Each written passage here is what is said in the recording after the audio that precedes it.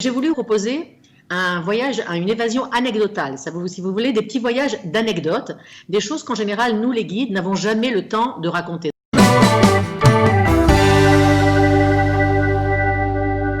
Et nous sommes donc très heureux de recevoir ce matin Myriam Kadouche. Myriam, bonjour.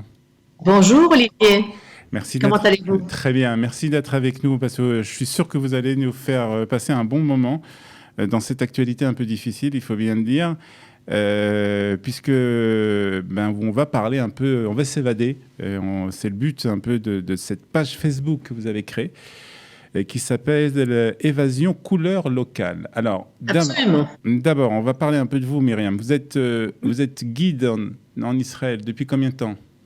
Oh, depuis déjà, on va dire, 7-8 ans, guide en Israël, effectivement, par choix, pas à l'étranger, mais ici, en Israël. Il y a tellement de choses à voir. C'est un pays fascinant, au croisement des cultures et des civilisations, donc c'est un choix. Et effectivement, Olivier, cette corona qui nous touche tous et qui est là pour rester, pour longtemps à mon avis. Et j'ai tout de suite pensé, après que les frontières aient été fermées au mois d'avril, le 4 avril précisément, puisque le 3, mon groupe, je l'amenais à l'aéroport, et le 4 avril, les frontières ont été fermées. Et donc, il a fallu réfléchir, penser et se redéfinir un petit peu en tant que guide. D'accord. Parce que, oui. Donc, depuis le 4 avril, vous avez totalement arrêté de travailler, bien entendu. Les groupes de l'étranger ne viennent plus. Il y a très Absolument, peu d'Israéliens qui se promènent pour le moment en Israël. Comment vous avez passé cette étape? Alors d'abord, ça a été un gros choc pour tous les guides qui travaillent avec les touristes de l'étranger. Moi, je travaille en 3 langues, enfin en 4 langues avec l'hébreu, et donc tous ces gens qui viennent de l'étranger, eh bien ça a été en fait couper un robinet, l'eau qui ne coule plus en quelque sorte. Et donc après une période de choc assez important quand même, eh bien il a fallu, comme je l'explique, se redéfinir, réfléchir. Et en fait, il y a ici en Israël des gens qui veulent continuer à vivre normalement, le plus possible évidemment, en prenant la corona en compte bien évidemment, mais qui veulent continuer à s'évader, à sortir, à visiter. Et bien sûr, alors la population locale d'une part, mais également ces touristes qui sont à l'étranger. Comment on fait pour leur faire visiter Israël? Comment on fait pour les faire rêver et pour les faire s'évader? Parce qu'en fait, l'idée, c'est que au début, vous vous rappelez, il y avait un confinement terrible, les gens étaient restés chez eux assez longtemps, en France notamment. Et donc, ça a été terrible. Et comment les faire rêver d'Israël et faire voyager? Eh bien, c'est en créant cette page. Et j'ai pensé que ce serait une idée sympa de proposer à mes amis guides, parce que pas tout seul. Parce que si vous voulez, nous, les guides, on travaille toujours en individuel. On poste des films, on poste des vidéos, mais on travaille toujours en cercle fermé entre nous, en quelque sorte. Parce qu'on est on va dire, des loups solitaires. On travaille face aux clients. Et en fait, je me suis dit qu'il faudrait mieux ouvrir une plateforme, ouvrir ça à plusieurs guides. Alors donc, j'ai proposé à des copains d'ouvrir cette plateforme pour justement faire rêver et proposer. Alors encore une fois, ça a été une formule un petit peu différente. J'ai voulu proposer pas des voyages, si vous voulez, on va dire consensuels, comme par exemple Jérusalem, qui est toujours la cerise sur le gâteau, ou Césarée, les grandes villes que l'on voyage et que la majorité des voyageurs connaissent quand ils viennent en Israël. Si vous voulez, le parcours, on va dire classique. Mais j'ai voulu au contraire proposer un voyage, une évasion anecdotale, si vous voulez, des petits voyages d'anecdotes, des choses qu'en général, nous les guides, n'avons jamais le temps de raconter, ce qu'on dit en hébreu la picanteria. En fait, en anglais, on appelle ça les sideways, des petits chemins qui sont surprenants, des petites histoires que l'on ne connaît pas et qu'on n'a jamais le temps de raconter. Et donc, c'est un petit peu ça, évasion couleur locale, parce que c'est ici. Alors, c'est une page Facebook, donc, d'abord en quelle langue? Alors ça se passe en français et j'ai bien réfléchi quand j'ai monté cette page parce que je pense que la francophonie est extrêmement sioniste, attachée à Israël et à mon avis, je pense que ce sera la première à revenir de tous les étrangers qui viendront en Israël. Je pense que ce seront eux, les Français, qui reviendront les premiers en Israël, ne serait-ce que par la proximité en avion. Ça prend 4h30 par rapport à ceux qui habitent au Canada, aux États-Unis. Donc j'ai pensé, donc je l'ai choisi en français. On l'a fait en français. Alors, qu'est-ce qu'on peut voir? Alors, vous nous avez expliqué, vous faites découvrir des chemins qu'on n'a pas l'habitude de prendre lorsque on est en visite en Israël, de découvrir des endroits un peu spéciaux. Mais de quelle manière ça se passe? Il y a des films qui sont postés? Alors, oui. C'est une conférence? Je voudrais d'abord rendre hommage à mes amis qui sont sur cette page, évidemment. On aurait voulu avoir plus de monde, mais au final, pour des raisons d'organisation, on en a pris quelques-uns. Donc, je voudrais remercier évidemment très chaleureusement mes amis, mes copains d'abord, comme on dit. Et bien sûr, David Shapira, Fabian Barsali, qui est un guide qui habite à Eilat, Liora, qui habite à Emeke Yarden, dans la vallée du Jourdain.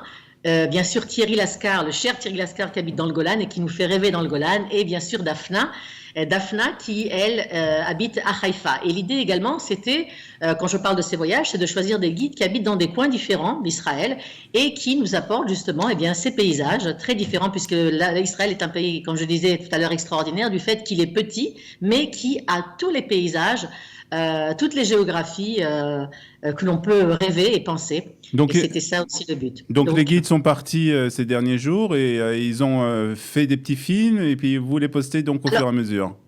Voilà, on fait des films en fait tous les jours. Tous les jours, il y a quelqu'un d'entre nous qui poste un film et on explique ce que c'est. Donc voilà, chaque fois, c'est autre chose. Et l'idée, c'est que les gens participent, les gens rentrent, voient ces films et posent des questions, s'intéressent. Et il y a un véritable dialogue qui s'établit entre les auditeurs, ou plutôt ceux qui regardent donc ces vidéos, et nous-mêmes, les guides. Donc en fait, c'est une plateforme, je dirais, extrêmement amicale, extrêmement active. Et en fait, on est devenu comme une famille. Alors pour l'instant, on n'est pas nombreux. Il y a 1000 participants, 1000 membres de cette page Facebook, mais encore une fois, c'est le début, puisque comme je l'ai dit, je pense que la Corona est là pour rester pendant longtemps et qu'il faudra donc s'habituer et se redéfinir, pas seulement bien sûr les guides, mais nous devrons tous vivre différemment avec les masques et vivre avec cette Corona, malheureusement. Alors justement, puisque vous en parlez, c'est quelque chose que j'ai vécu, puisqu'on va faire aussi un peu d'auto-publicité, je ne sais pas exactement comment qu'on dit, puisqu'on a été ces derniers jours filmer, faire des reportages justement dans plusieurs endroits en Israël, particulièrement dans le nord, pour diffuser des émissions qui seront au mois d'août pour justement proposer aux Israéliens, aux francophones israéliens qui sont ici, qui ne peuvent pas de toutes les manières partir à l'étranger, leur proposer des journées type où ils peuvent en une journée découvrir des endroits, des coins d'Israël pour dormir aussi, pour se promener, etc. Donc ça sera diffusé ça au mois d'août, donc on en reparlera bien entendu d'ici là. C'est pour aussi essayer d'inciter les personnes à sortir. Et hier, quand on était justement dans ces endroits, que ce soit dans le nord, que ce soit dans le centre du pays, il n'y a pas beaucoup de monde qui se promène en ce moment. Alors c'est vrai, alors ça c'est dû à la dernière vague. Vous savez qu'il y a 2-3 jours, il y a eu une annonce très importante d'un renouveau de Corona, et à chaque fois qu'il y a une annonce, il y a un pic si vous voulez. Alors effectivement, on voit beaucoup moins de monde à l'extérieur, mais quelques jours après, heureusement, l'homme a la mémoire courte, et donc au bout de quelques jours, ça reprend. Et donc effectivement, il y a moins de monde, mais il y a quand même des gens qui veulent se balader. Et moi, ce que je préconise, si vous voulez, on ne peut pas vivre dans la peur. On ne peut pas vivre confiné chez soi, 24 heures sur 24, attaché aux news, à la radio. Vous m'excusez, Kalinta, je sais que vous faites beaucoup, il y a les news qui sont très importantes, mais on est obligé de vivre avec cette Corona. Aujourd'hui, on est dans un monde de globalisation où il y aura des épidémies. Si ce n'est pas la Corona, ça portera un autre nom la prochaine fois. Et donc, moi je dis qu'il faut prendre ces précautions, mais sortir quand même. Parce que pour notre santé physique et morale, on a besoin de sortir de chez soi, de voir ces merveilleux paysages, de prendre une bouffée d'air. Et justement, alors, moi, je préconise évidemment les sorties. Et ce que vous faites, c'est extraordinaire, de proposer, de les amener voyager, ces paysages. Et nous-mêmes, c'est ce qu'on essaye de faire. Et d'ailleurs, mes amis guides qui sont avec moi sur cette plateforme d'évasion couleur locale, nous continuons à guider. Nous avons refusé d'être transparents, Olivier, car les guides, après cette période, après le 4 avril, nous sommes devenus totalement transparents. Et on refuse d'être transparent, on veut continuer à travailler. Il y a une population locale magnifique, francophone ou autre, qui souhaite sortir. Et en prenant ces précautions avec les masques, en faisant de la distanciation, par exemple, juste que vous le sachiez, moi je fais des visites et évidemment mes visites sont un petit peu plus chères qu'à l'habitude. Pourquoi ? Parce que je prends des grands bus. On est obligé de prendre des bus à 50 places si on veut être distancié. Alors évidemment ça augmente un petit peu les prix, mais en même temps la vie ne s'achève pas, on continue à voyager, un petit peu plus cher certes, mais en tout cas on part et on découvre et c'est pas seulement le côté social dans le groupe qui s'établit et c'est ça qui est formidable. Alors il y a moins de monde, mais à mon avis maintenant ça va être l'été, les gens veulent sortir, les gens veulent des points d'eau, parce que je pense que vous avez fait